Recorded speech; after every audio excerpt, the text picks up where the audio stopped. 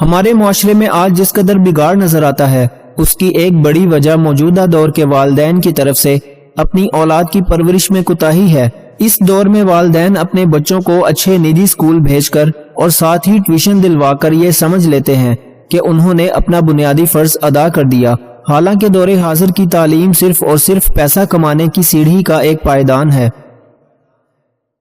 ہمارے یہاں عموماً والدین کی خواہش صرف یہاں تک محدود ہوتی ہے کہ ان کا بچہ پڑھ لکھ کر ڈاکٹر، انجینئر، اکاؤنٹنٹ یا اسی طرح کا کوئی اور پیشہ اختیار کر لے یا کوئی اعلیٰ سرکاری عہدہ حاصل کر لے جس سے اس کی زندگی میں روپے پیسے کی فراوانی ہو اور زندگی اچھی گزر جائے۔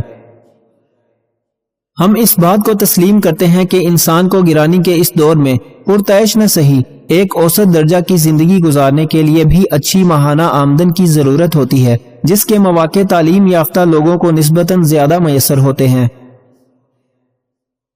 دنیا کو بہت قریب سے دیکھنے کے بعد ایک بات ہم 100% یقین سے کہہ سکتے ہیں کہ تعلیم کا رزق سے قطعی طور پر کوئی تعلق نہیں۔ اگر ایسا نہ ہوتا تو دنیا کے تمام ان پڑھ لوگ، ہمارے بیشتر سیاستدان اور تمام جانور بھوکے مر جاتے۔ دنیاوی تعلیم کی ضرورت اور اہمیت اپنی جگہ مسلم ہے،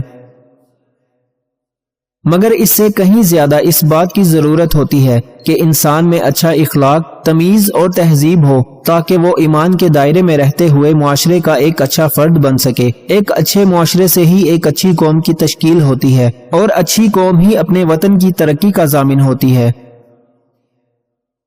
آج اس بات کی ضرورت پہلے سے کہیں زیادہ ہے کہ بچوں میں اوصاف حمیدہ پروان چڑھائے جائیں، یعنی ان کا چال چلن ٹھیک کیا جائے، ان میں ادب و تمیز پیدا کی جائے، وہ پاک صاف رہیں، ان میں شائستگی ہو، قواعد و ضوابط کا احترام کریں، اور سب سے بڑی بات یہ کہ ان میں اچھائی اور برائی میں فرق پیدا کرنے کی صلاحیت پیدا کی جائے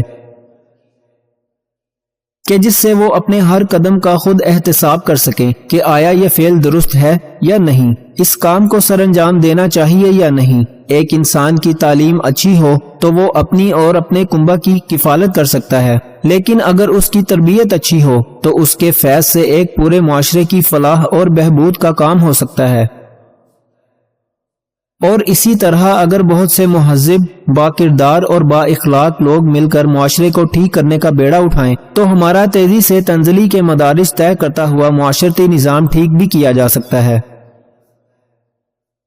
اخلاق، تہذیب اور دیگر اوصاف حمیدہ کی تعلیم کسی اسکول، کالج یا یونیورسٹی میں نہیں دی جاتی، بلکہ اسے گھر کی چار دیواری میں والدین اور بالخصوص ایک لائق ماں اپنی اولاد میں زبان اور عمل کے ذریعے پروان چڑھاتی ہے۔ ایک اچھی اور پڑھی لکھی ماں کا یہی اولین اور سب سے بڑا فریضہ ہے۔ اسلام تو معاشرے میں ماں کے مقام اور کردار کے بارے میں صراحت سے روشنی ڈالتا ہی ہے، مگر ہماری پڑھی لکھی اکثریت آج جس معاشرے سے اپنے رہن سہن کا اسٹائل اور آزادی نصفہ اور اس سے متصل حقوق کے شعور کی خیرات لیتی ہے، وہ معاشرہ خود اس بات پر یقین رکھتا ہے کہ اچھی مائیں ہی اچھی قوم کی بنیاد رکھ سکتی ہیں۔ صد افسوس کہ ہم اہل مغرب کی ہر برائی تو بڑی تیزی سے اختیار کرتے جا رہے ہیں، مگر ان کی ایک بھی اچھائی ہماری زندگیوں میں جگہ حاصل نہیں کر پا رہی۔ ہم مانتے ہیں کہ ہر انسان کے لیے تعلیم انتہائی ضروری ہے، مگر بعض اوقات تربیت تعلیم پر سبقت لے جاتی ہے،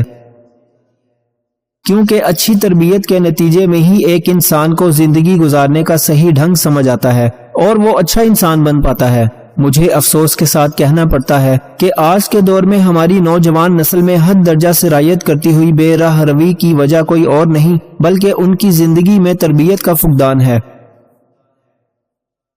اس کام کے لیے آج کے والدین کی مصروف زندگیوں میں وقت ہی میسر نہیں۔ کتنے افسوس کی بات ہے کہ نئی نسل ادب و آداب اور اخلاق سے بے بہرہ ہوتی جا رہی ہے، اور اس برائی میں سب سے پہلے کیبل، پھر انٹرنیٹ اور اب فیس بک نے بھی اپنا بھرپور کردار ادا کیا ہے اور کر رہے ہیں۔ فیس بک نے انٹرنیٹ کی گود میں آنکھ کھولی، مگر اب وہ پورے انٹرنیٹ پر حاوی ہو چکی ہے اور اس کی اپنی ایک دنیا ہے جو انتہائی تیزی سے نشوونما پا رہی ہے، اور دنیا اس کے شکنجے میں مقید ہوتی چلی جا رہی ہے۔ اور یہ تمام میڈیا اور خاص طور پر سوشل میڈیا بالکل آگ کی طرح ہے کہ اگر آگ کو زیر نگرانی استعمال کیا جائے تو اس سے زندگی فروغ پاتی ہے،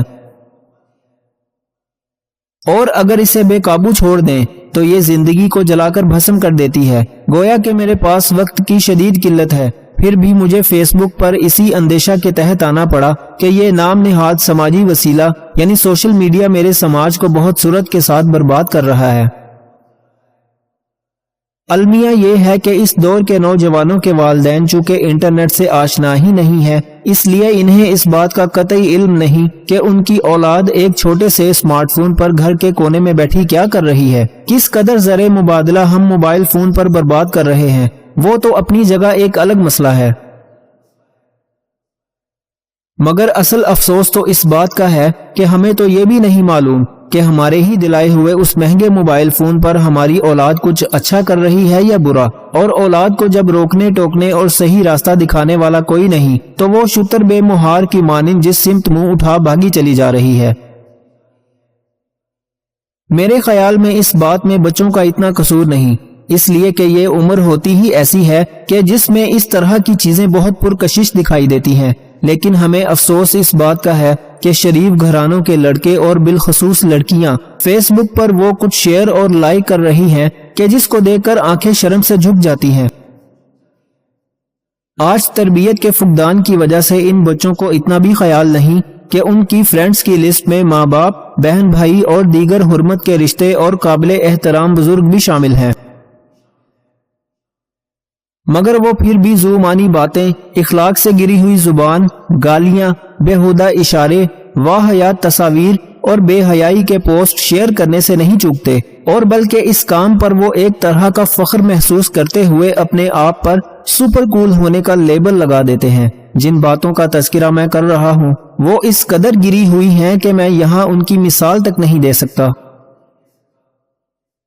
ہو سکتا ہے ہماری یہ باتیں کچھ لوگوں کو گراں گزریں، لیکن ہم پھر بھی تمام والدین سے یہ درخواست کریں گے کہ وہ اپنی اولاد کی تربیت پر زیادہ توجہ دیں، اور تمام نوجوان اور بچے بھی اس بات کو ہمیشہ یاد رکھیں کہ الحمدللہ ہم ایک مسلمان قوم ہیں، اور اس کے ساتھ ہی ہماری ایک بڑی پرانی تہذیب بھی ہے کہ جس میں عورتوں اور بزرگوں کی عزت، بچوں سے پیار، خوش اخلاقی، شرم و حیا، غیرت و حمیت وغیرہ شامل ہیں۔ ان باتوں کو اقوام مغرب کی اندھی تقلید میں اس قدر عجلت میں چھوڑ دینا کہیں کی دانش مندی نہیں۔ ہمیں امید ہے کہ ہماری اس بات پر انشاءاللہ لوگ سنجیدگی سے غور بھی کریں گے اور اسی مناسبت سے عمل بھی کریں گے۔ کبھی کبھی ہم کسی کے لیے اتنا بھی ضروری نہیں ہوتے جتنا خود کو ضروری سوچ لیتے ہیں۔ وقت سب کو ملتا ہے زندگی بدلنے کے لیے، لیکن زندگی دوبارہ نہیں ملتی وقت بدلنے کے لیے۔ ممکن کام تو ہر کوئی کر لیتا ہے، لیکن تمہیں ناممکن کو ممکن بنانا ہے۔ سکون حاصل کرنے کی فکر چھوڑ دو، سکون دینے کی فکر کرو گے تو سکون خود بخود مل جائے گا۔ کتنا خوبصورت احساس ہے کہ ہم اللہ تعالیٰ سے اپنے دل کی بات کرتے ہیں اور وہ سب کچھ پہلے سے جانتا ہے، لیکن پھر بھی ہمیں سننا چاہتا ہے۔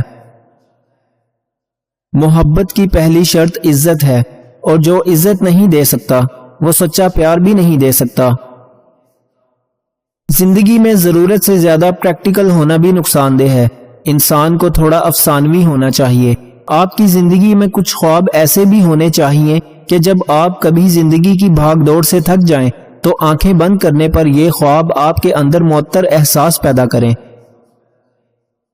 4 چیزیں زندگی میں کبھی نہ چھوڑیں۔ نمبر 1، اللہ کا ذکر نہ چھوڑیں، ورنہ آپ اس سے محروم ہو جائیں گے کہ اللہ آپ کو یاد رکھے۔ نمبر 2، شکر نہ چھوڑیں، ورنہ آپ نعمتوں میں زیادتی اور اضافے سے محروم ہو جائیں گے۔ نمبر 3، دعا کو نہ چھوڑیں، ورنہ قبولیت سے محروم ہو جائیں گے۔ نمبر 4، استغفار نہ چھوڑیں، ورنہ نجات سے محروم ہو جائیں گے۔ دنیا میں کچھ حادثے ایسے ہوتے ہیں جو سمجھا دیتے ہیں کہ ماں باپ کے سوا کوئی مخلص نہیں ہوتا۔